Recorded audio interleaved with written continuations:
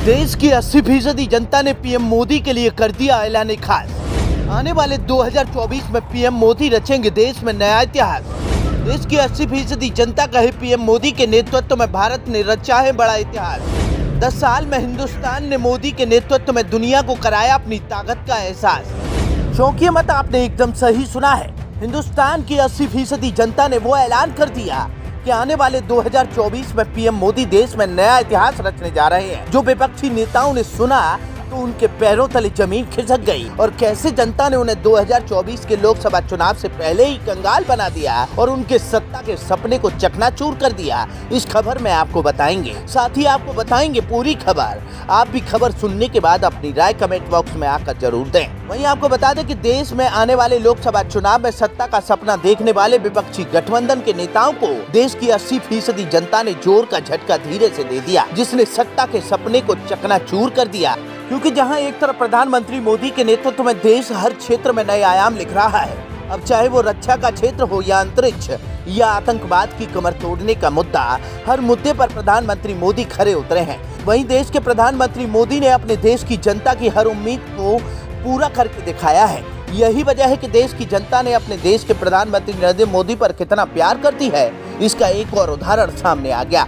देश की 80% जनता ने प्रधानमंत्री मोदी पर भरोसे की मोहर लगाकर एक बार देश को फिर बता दिया कि देश की राजनीति में प्रधानमंत्री मोदी को जो टक्कर दे सके ऐसा कोई नेता ही नहीं है। अब आपको बताते हैं पूरी खबर।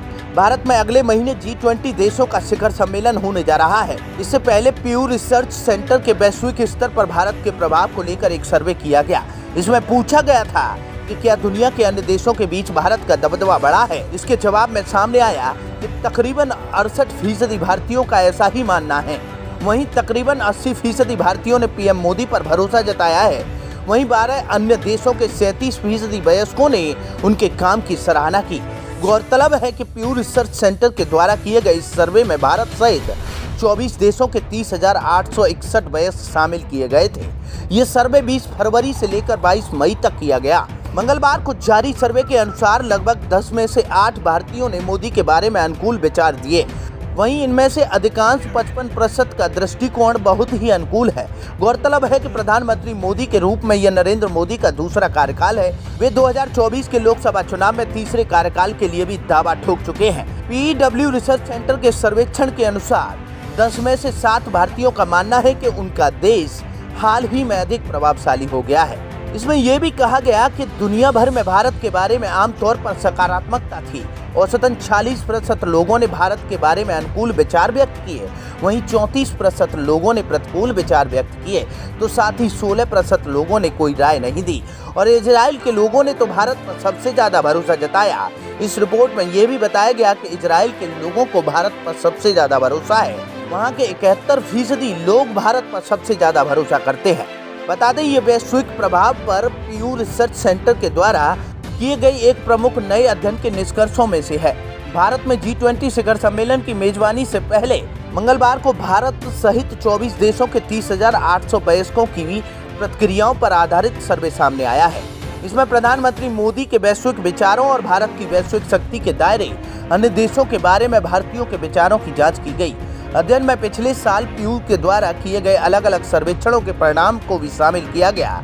इसमें कहा गया कि मोदी सरकार की विदेश नीति के कारण आज वैश्विक स्तर पर भारत की सकारात्मक छवि बनी है। इन 3 देशों के प्रति अच्छे विचार, वहीं भारत के बीच अमेरिका, रूस और चीन के बारे में औरों से अलग विचार हैं। 65% भारतीय वयस्क अमेरिका को अनुकूल दृष्टि से देखते हैं, जबकि वैश्विक स्तर पर अमेरिका के लिए औसतन अनुकूलता रेटिंग 59% है।